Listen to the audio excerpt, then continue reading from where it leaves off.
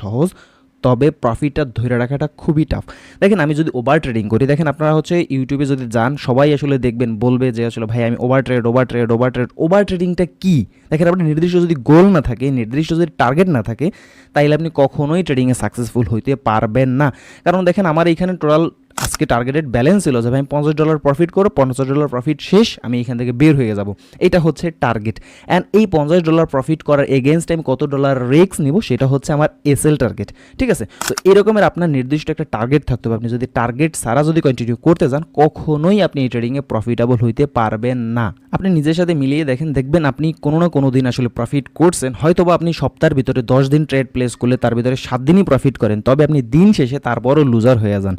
কেন যান? কারণ ভাই আপনার ওই যে ওভার ট্রেডিং, আপনার নির্দিষ্ট কোনো টার্গেট নাই, আপনার একটা ডেইলি টার্গেট নাই, আপনার উইকলি টার্গেট নাই, আপনার মান্থলি কোনো টার্গেট নাই। আপনি টার্গেট ছাড়া যখনই আপনি থাবড়াভাবে আসলে ট্রেড করা শুরু করেন, তখনই আপনার ওই দিনের লসটা আপনার নিতেই হবে।